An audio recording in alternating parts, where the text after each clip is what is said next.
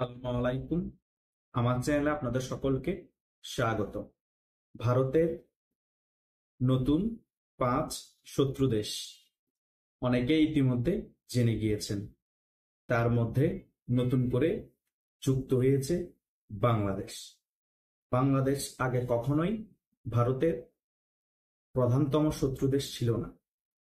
হঠাৎ করে শত্রু দেশের তালিকা প্রকাশ করা হলো এবং সেখানে বাংলাদেশের নাম কেন জুড়ে দেওয়া হলো? এখানে অনেক কাহিনী আছে, বিতর্কত অনেক কাহিনী ঘটছে যা আমরা খালি চোখে দেখতে পাচ্ছি না। আজকে সে বিষয়ে আলোচনা করব। সকলেই ভিডিওটি শেষ পর্যন্ত দেখবেন, ক্লিয়ার হয়ে যাবেন। এখন প্রধান কারণ হচ্ছে কেন ভারত বাংলাদেশকে ডাইরেক্টলি শত্রু রাষ্ট্র হিসাবে দেখছে। তার মেইন রিজন হচ্ছে সারা পৃথিবীর মধ্যে ভারতের যে সকল শত্রু রাষ্ট্র আছে সেই সকল শত্রু রাষ্ট্রকে ইউনিট সরকার বাংলাদেশের রাজনীতিতে ইন করাচ্ছে। প্রথমত পাকিস্তানকে ইন করিয়েছে, দ্বিতীয়ত চীনকে ইন করিয়েছে, তৃতীয়ত এখন যে নতুন শত্রু রাষ্ট্র আছে তুর্কি, ভারতের সেই তুর্কিকে বাংলাদেশের ব্যাপারে ইন করাচ্ছে, রাজনীতিতে ইন করাচ্ছে এই ইউনিট সরকার। সেই কারণে খুব ক্লিয়ারলি ভাবে ভারত এখন বাংলাদেশকে শত্রুর চোখেই দেখছে, কারণ 2 পয়সার পাত্তা দিচ্ছে না ডক্টর ইউনূস সরকার ভারতকে। এবং ভারতও কিছুদিন আগে বাংলাদেশের মধ্যে 15টা পণ্যের উপর নিষেধাজ্ঞা দিয়েছে। এবং ভারতের ব্যাপারে ডোনাল্ড ট্রাম্পেরও একটি বিরূপ ধারণা তৈরি হয়ে গিয়েছিল কিছুদিন আগেও, কিন্তু সেই ব্যাপারগুলো কাটিয়ে এখন ভারত ডোনাল্ড ট্রাম্পের সাথে আবার ভালো সম্পর্ক স্থাপন করতে পেরেছে। কেন পেরেছে? কারণ আমেরিকা মিডল ইস্টে বড় আকারের একটা চপেটাঘাত খেয়েছে ইরানের কাছ থেকে। তাদের ভালোবাসার দেশ ইসরায়েল মায়ের খেয়েছে, সে কারণে একটু চাপে থাকার কারণে এখন দক্ষিণ এশিয়া খুব প্রয়োজন হয়ে পড়েছে ভারতকে। সে কারণে ভারত তার স্বার্থ হাসিলের জন্য ডোনাল্ড ট্রাম্পের সাথে নরেন্দ্র মোদী বাংলাদেশের ব্যাপারে খুবই গুরুত্বপূর্ণ বিষয়ে যোগাযোগ স্থাপন করছে।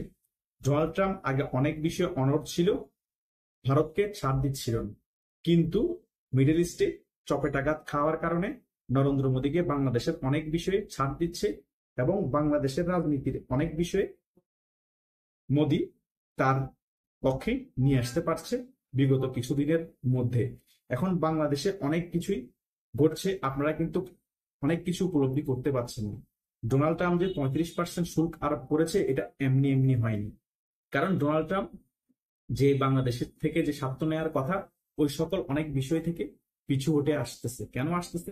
কারণ আমেরিকা, ডোনাল্ড ট্রাম্প ভালো করে বুঝে গিয়েছে যে বাংলাদেশে আমি যতই চেষ্টা করি এই স্বার্থগুলো আমরা হাসিল করতে পারবো না, কারণ তখন রাশিয়া, চীন, ভারত এককভাবে ঐক্যবদ্ধ হয়ে যাবে, তখন আমাদেরকে কোণঠাসা করে ফেলবে, এখানে আমাদের স্বার্থ হাসিল করতে দিবে না। বরং আমি ভারতের সাথে মিত্র থেকে অন্তত ভারতকে সাপোর্ট দিয়ে চীনকে প্রেসারে ফেলতে পারবো। এখন যদি আমি বাংলাদেশের স্বার্থ হাসিলের জন্য সকল মিত্রকে হারাইয়ে ফেলি, স্বার্থ হাসিল হবে না, সকল দেশের সাথে আমার শত্রুপূর্ণ আচরণ করতে হবে, সকল দেশে আমার শত্রু হয়ে যাবে। দক্ষিণ এশিয়াতে বাংলাদেশে আমার ঘাঁটিও করাও হবে না। সেই কারণে ডোনাল্ড ট্রাম্প এখন ডক্টর ইউনূস সরকারকে আগে যেভাবে একটু গুরুত্ব দেওয়া শুরু করেছিল এখন গুরুত্ব কমিয়ে আনবে। এখন ভারতের আধিপত্য বাংলাদেশে আবার বেড়ে যাবে। ভারত যেটা চাইবে সামনে রাজনীতিতে বাংলাদেশে সেটা ঘটার সম্ভাবনা খুবই বেশি। এখন ভারত কি চাইবে?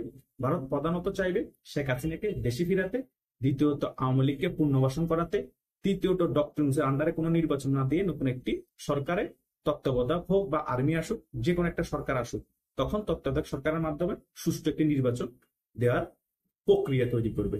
সেখানে কিন্তু বিএনপিও বাধা দেওয়ার কেউ নাই, জামাতও বাধা দেওয়ার কিছু না, কারণ গণতান্ত্রিক দেশে আওয়ামী লীগের রাজনীতি করার অধিকার আছে, সকল দল অংশগ্রহণ করারও অধিকার আছে। সামনে এই ধরনের অনেক বড় পট পরিবর্তন হতে চলেছে।